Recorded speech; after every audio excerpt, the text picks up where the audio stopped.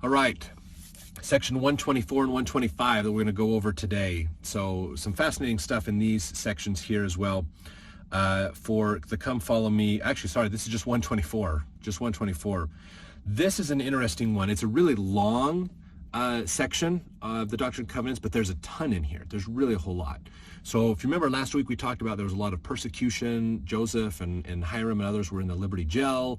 Now they get kicked out. So this is section 124 is somewhat in response to some of the challenges. So they had a bit of an ultimatum given to them by the governor of Missouri, Lyman W. Boggs, who issued an extermination order. So, and which was not rescinded, let's see, until, I think it didn't get taken off the books actually until like the 1970s, I think is when it was. I'm trying to remember, they commemorated it and talked about it back in the 90s, late 1990s. But it's just interesting that, you know, I mean, it was on the books for over 100 years, where it was in the state of Missouri, you would not be prosecuted for killing a Mormon, basically. So if somebody ever wonders, somebody ever says that, you know, your religion has never been persecuted, we had an extermination order against our religion. So 124 is a large section.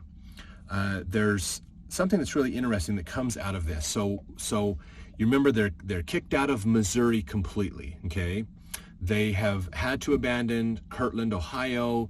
They were, they'd left Kirtland, they went to Jackson County, were gonna settle there, then they got kicked out of Missouri, and so now they're in this little town of Commerce, Illinois, that the Saints kind of took over and occupied, and they converted it to Nauvoo, Illinois. That was that disease-infested, bug-infested swamp that the Saints drained and ended up turning it into one of the better economically sound cities in the state of Illinois, in fact, Nauvoo, which is still around today. In this section, they were told to build another temple. Now, the instructions on this one were different than the instructions in the Kirtland temple. So the Kirtland temple was designed in a very different way. There was a different, I wouldn't say different ordinances were given there, but it was different how it was used.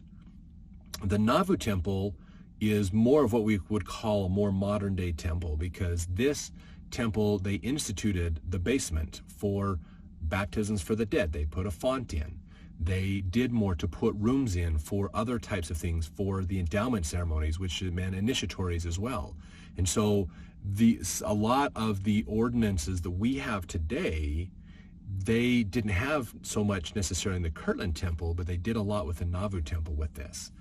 So this temple is designed in a different way to facilitate these ordinances and getting a lot of people through these ordinances, more than using it as a meeting house with a few ordinance things done.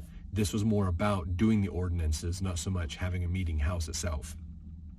And so they talk about this in here. So a lot of really good stuff.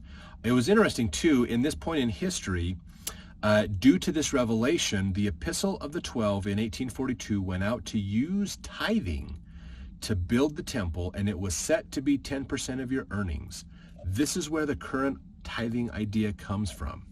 So when they were establishing this temple, they decided, we're going to take this concept of tithing and we're going to use this to help out. So it's not just the 10% of your increase, but 10% of your income is going to be donated to building the temple, paying for the temple construction and getting supplies and materials for that. That is where our current idea comes from for tithing, is from this, after this revelation of section 124. So just a little tidbit to give you some advice on this. I do highly recommend reading this section. Leave in the comments what you think about the things that are taught in this section. There's really a lot here. So just a ton of good stuff, but let us know what you think about this section as you read it, what strikes you, or things that lessons you've learned, or ideas, thoughts you've had as you read this section as well. Put those in the comments. We look forward to discussing